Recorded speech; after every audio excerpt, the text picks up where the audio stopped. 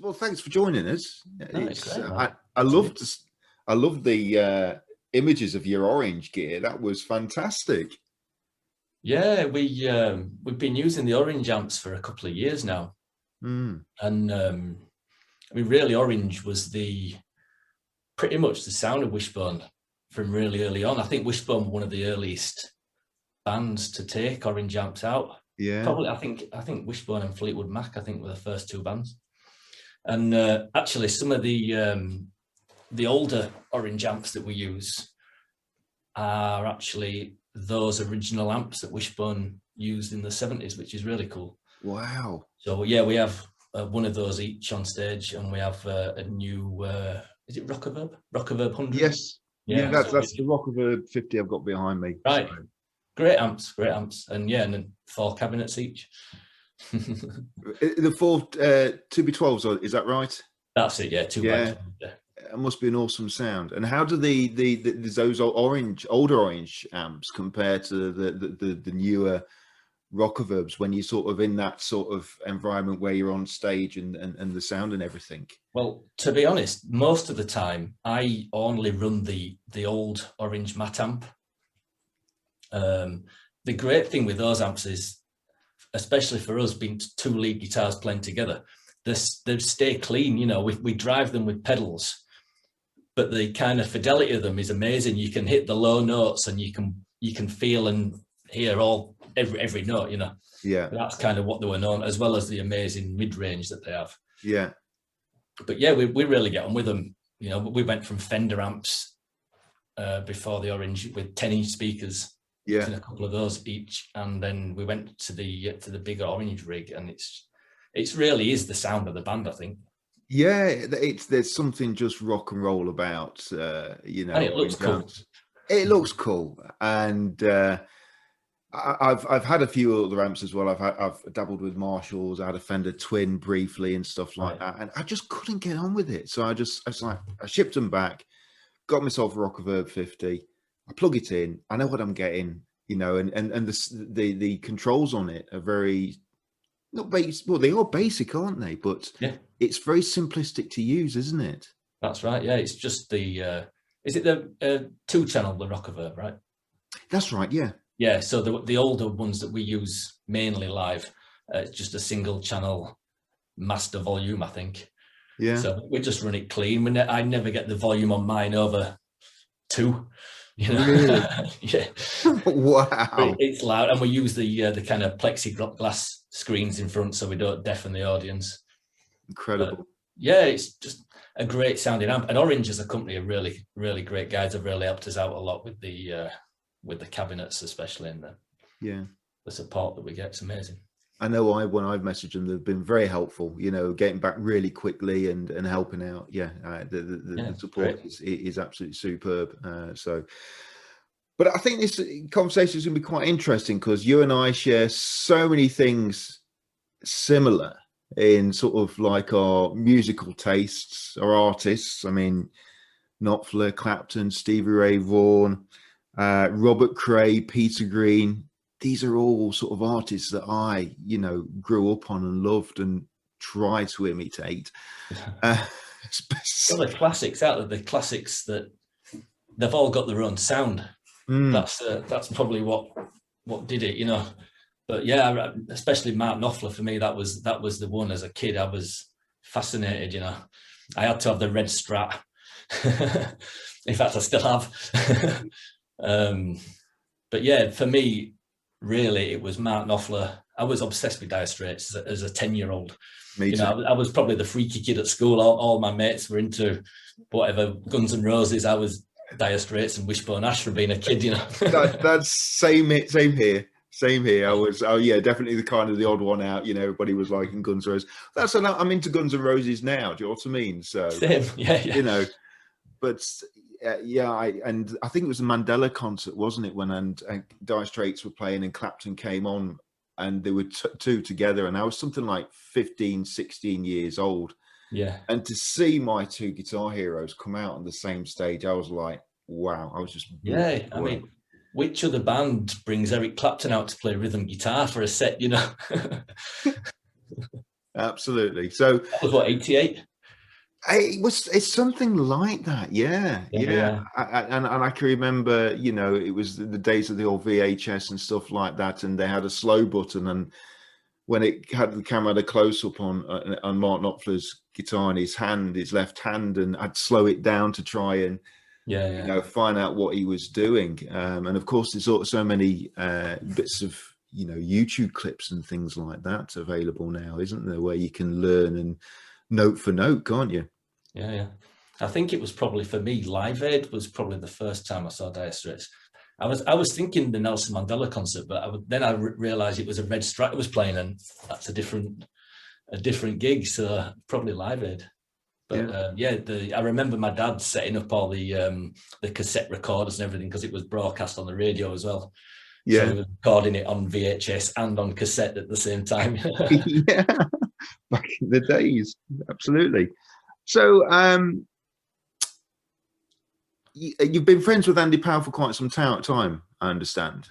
And so how did that friendship start, and how did you get into sort of the conversation a couple of years ago where it's like, can you come and join us on tour and join the band? Yeah, well, I first met Andy in 95, I think, 95, 96. And it was kind of a little bit later than that when we kind of got to know each other. I worked in guitar stores, and if Wishbone were playing in town, I'd already have a ticket, and I might get a call from Andy or one of the guys. Oh, can you bring some strings? Can you bring some valves? Wow. So it kind of started from that. And then in 2002, I did a few gigs with a Wishbone tribute band. And we were lucky enough to play at one of the annual Wishbone Ash conventions in the afternoon, playing the Wishbone songs. And that was probably the year that we kind of got started to get to know each other, if you like. Yeah. But the conversation about joining the band, well, a few weeks before that call came, you know, I'd been to Sheffield to watch Wishbone at the O2 Academy, and talking to the guys after the show, you know, and Andy had said, "Oh, we're staying at this hotel. Why don't you come and have some drinks?" And I was actually staying in the hotel right next door to their hotel, so it was dead easy.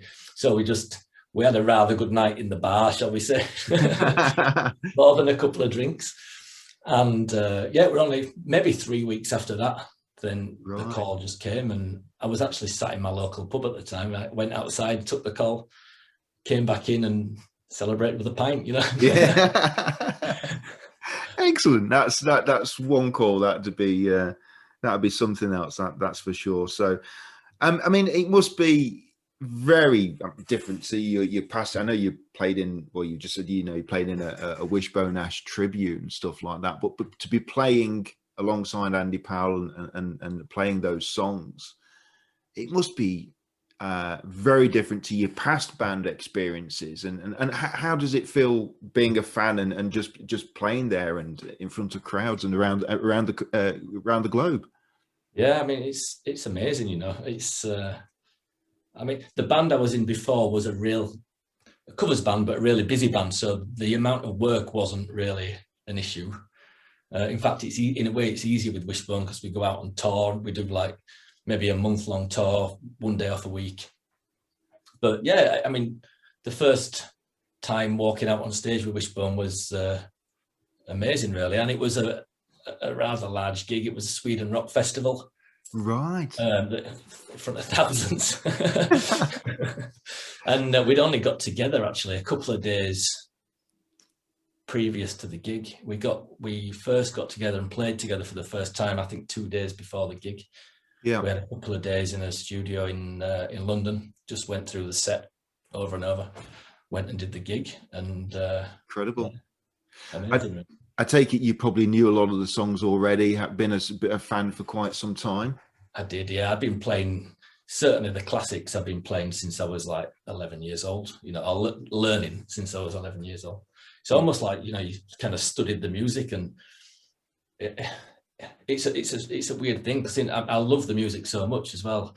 So yeah. It's like, I feel like when we play the classics from, say, the Argus album, it's like I don't, but I almost feel some kind of ownership, you know, because I love them so much. You just want to.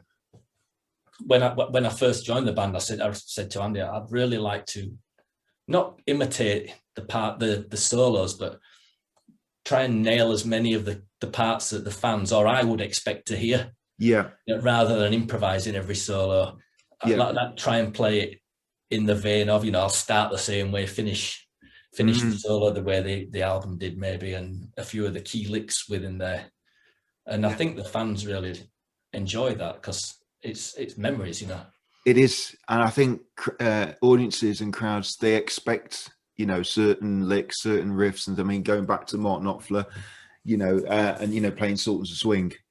You know, if you don't play that riff, it isn't Sultans of Swing, is it? Twiddly bit at the end. Yeah, that's if you don't play that that riff, then it's not Sultans of Swing. Exactly. And audiences expect that, and so that's fantastic.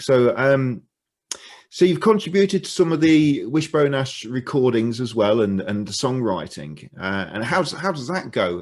What's been your contributions so far? Well, so far we've done one studio album, and that started off with myself and Andy and Andy's son. Actually, we spent a few weeks in France doing some writing. We all kind of took ideas along there. And we basically spent, it was 2 or 3 weeks in a room doing 10, 12 hours a day, just working, you know. Yeah. It was hard work, but it was real fun work. And we came out with the album. And yeah, so I mean, I probably took, I don't know, maybe 5 ideas along that we managed to work into songs. So it's a really proud thing, you know, because I've been in the band, I've been playing all the live shows, playing the classics, but it's only when you start writing and you record music that you've been involved with the writing of, it kind of seals the deal, you know. It's like, all of a sudden you're a fully paid up member, if you like, you know. Yeah. And how do you approach that? Are you looking to create something new, or are you trying to go back into the vein of creating that, you know, creating that Wishbone Ash sound? Well, I suppose I'm quite lucky that having listened to and kind of studied the music for so long, I kind of play naturally that way anyway. So whenever I come up with something, and I'm always working here too, making little demos and things, it's always kind of got something of that sound about it, I think. Yeah.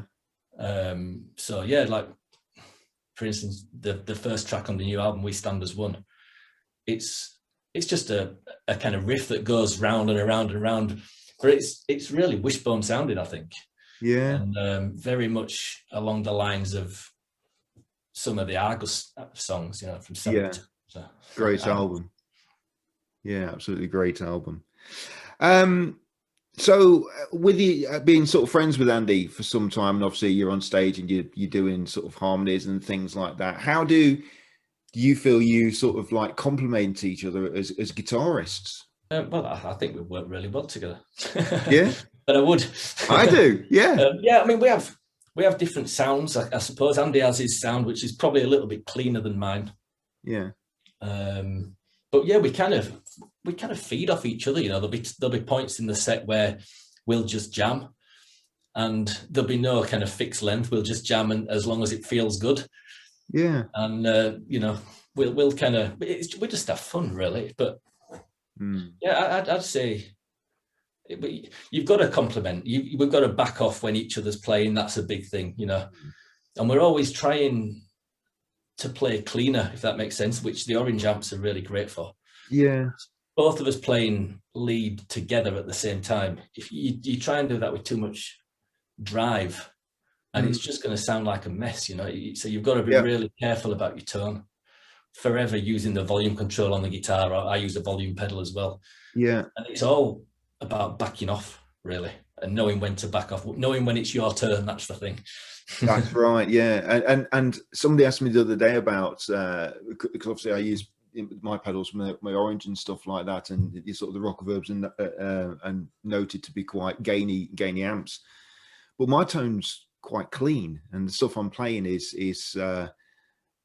there isn't a lot of gain there. But even when I've got the gain turned up, for whatever reason, people will say to me, "You sound really clean. The sound, the tone you got sounds really clean." So I don't know what it is. It just that's the sound of just my hands or whatever, and I don't know. So,